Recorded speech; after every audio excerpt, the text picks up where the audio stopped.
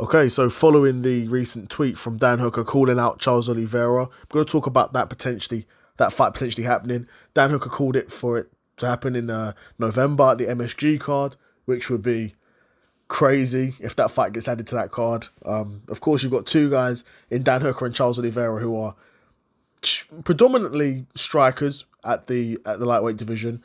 Of course, Charles Oliveira's got an extensive grappling game. It's crazy to call a guy who's got such an extensive and history grappling game, submission history as a striker, but he is a serious submission threat. But he is a striker. Like, all fights start on the feet, and unless you're trying for takedowns, Charles Oliveira isn't really going to try and take the fight to the ground like that. He's not a wrestler, right? Both guys are strikers in that sense, right? Dan Hooker, of course, an all-action, all aggression, forward pressure fighting fighter, similar to Charles Oliveira, a guy who's going to try and meet you in the middle of the octagon, and neither guy is particularly defense first. I don't think that's controversial to say neither guy's defense first. They're both going to come and for a fight. Guys going to come for a fight, but obviously they're going to come for a fight, but middle of the ring, and they're going to be slugging it out. And Dan Hooker kind of forces that out of everyone.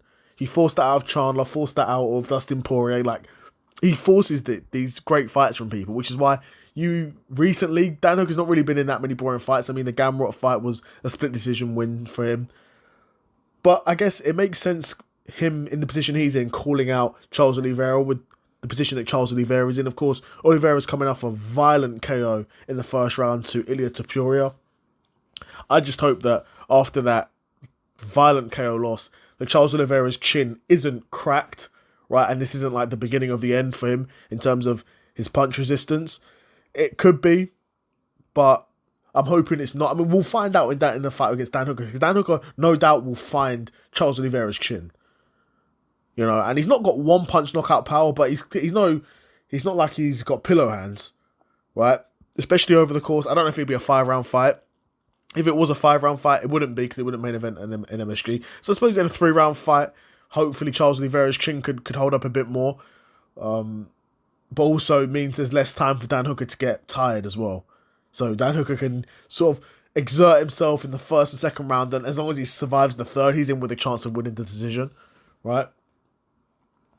But that would be a really good fight, because I think at that point, if Dan Hooker can beat Charles Oliveira, arguably he's well within his rights to be like, well, my next fight, I want it to be for the world title, right? Even though, in my opinion, assuming Ilia fights Arman next, and then you'd want to see the winner of Hooker v Oliveira fight a Paddy or a Max Holloway, and then the winner of that fight then fights for the world title next. Assuming Ilia is still around and not got up to 170 to fight Islam, which could happen as well.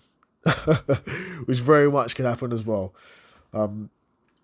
But this is a good call out. I'll be honest, like, when it's a bad call out, when it's a guy who's ranked like where Dan Hooker's ranked, if Dan Hooker was calling for a title shot, I'd be like, I wouldn't even cover this, because it's not even a good call out. Like, you're not fighting for the world title next, G. Like, that's not happening. There's too many other guys ahead of you for you to be calling out. And what are you going to do? Wait for all those guys to have title shots and then you're going to sit out like a year, 2 years? No. But a Charles Oliveira fight, coming off of the loss that Charles Oliveira's coming off, and the fact that Hooker's putting together a bit of a streak, you're meeting each other at a good point, in my opinion. Especially when you add in the fact that both these styles of these fighters is balls to the wall action. I'm not going to give a prediction on who I think would win this fight, because it's not been confirmed yet. If it gets confirmed, then I'll maybe do a prediction video a bit nearer the time and all that. But yeah, I'd be curious to know what you guys think of this fight if it gets made. Who do you think wins it?